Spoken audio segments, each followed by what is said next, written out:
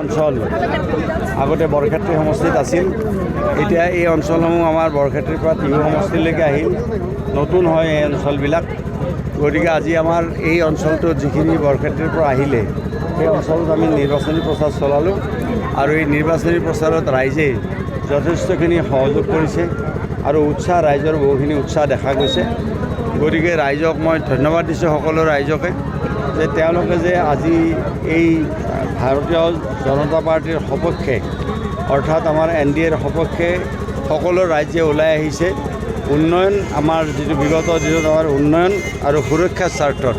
গতিকে তাৰ কাৰণে মই সকলোকে ধন্যবাদ দিছোঁ এই অঞ্চলৰ ৰাইজক, আৰু ৰাইজৰ যিটো উৎসাহ, এই উৎসাহটো দেখি যথেষ্টখিনি ভাল লাগিছে। সমষ্টিটোৰ বিভিন্ন প্ৰান্তত যিহেতু ঘূৰিছে, সামগ্ৰিকভাৱে কেনেকুৱা দেখিছে? সামগ্ৰিকভাৱেতো অত্যন্ত ভাল, সকলোতে অত্যন্ত ভাল।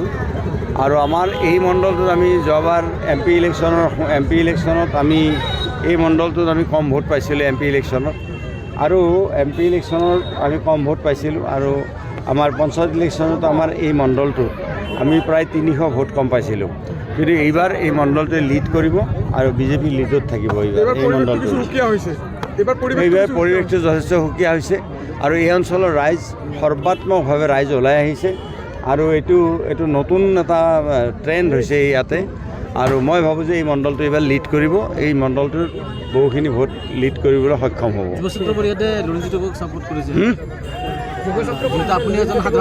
যুৱছাত্ৰত কি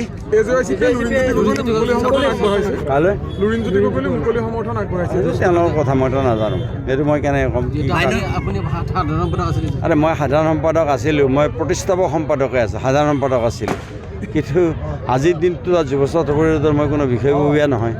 তেওঁলোকে কি কাৰণত কি ছাপোৰ্ট কৰিছে মই কেনেকৈ জানিম কথাটো? সেইটো তেওঁলোকৰ কথা, তেওঁলোকে জানিব। ভাল এইকাৰণে ক'লোঁ যে সকলো ৰাইজে সৰ্বাত্মকভাৱে ওলাই অহা মানে কি, সকলো ওলাই আহিছে, এইটোৱে বুজাইছোঁ। বুজি পাইছেনে? গতিকে সেইটো কথা খুব ভাল।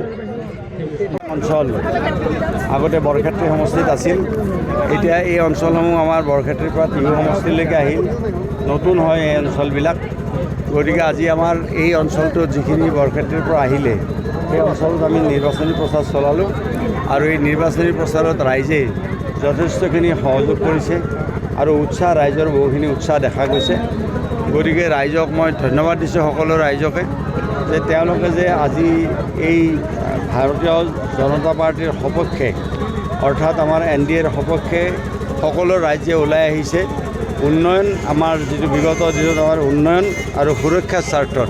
গতিকে তাৰ কাৰণে মই সকলোকে ধন্যবাদ দিছোঁ এই অঞ্চলৰ ৰাইজক, আৰু ৰাইজৰ যিটো উৎসাহ, এই উৎসাহটো দেখি যথেষ্টখিনি ভাল লাগিছে। সমষ্টিটোৰ বিভিন্ন প্ৰান্তত যিহেতু ঘূৰিছে, সামগ্ৰিকভাৱে কেনেকুৱা দেখিছে? সামগ্ৰিকভাৱেতো অত্যন্ত ভাল, সকলোতে অত্যন্ত ভাল। আৰু আমাৰ এই মণ্ডলটোত আমি যোৱাবাৰ MP ইলেকশ্যনত আমি এই মণ্ডলটোত আমি কম ভোট পাইছিলোঁ MP ইলেকশ্যনত, আৰু MP ইলেকশ্যনত আমি কম ভোট পাইছিলোঁ, আৰু আমাৰ পঞ্চায়ত ইলেকশ্যনত আমাৰ এই মণ্ডলটোত আমি প্ৰায় 300 ভোট কম পাইছিলোঁ। কিন্তু এইবাৰ এই মণ্ডলটোৱে লিড কৰিব আৰু BJP লিডত থাকিব। এইবাৰ এই মণ্ডলটো এইবাৰ পৰিৱেশটো যথেষ্ট সুকীয়া হৈছে, আৰু এই অঞ্চলৰ ৰাইজ সৰ্বাত্মকভাৱে ৰাইজ ওলাই আহিছে, আৰু এইটো নতুন এটা ট্ৰেণ্ড হৈছে ইয়াতে। আৰু মই ভাবোঁ যে এই মণ্ডলটো এইবাৰ লিড কৰিব, এই মণ্ডলটোৰ বহুখিনি ভোট লিড কৰিবলৈ সক্ষম হ'ব।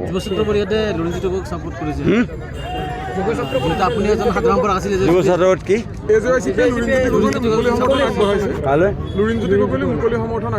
তেওঁলোকৰ কথা মইতো নাজানো, সেইটো মই কেনেকৈ ক'ম?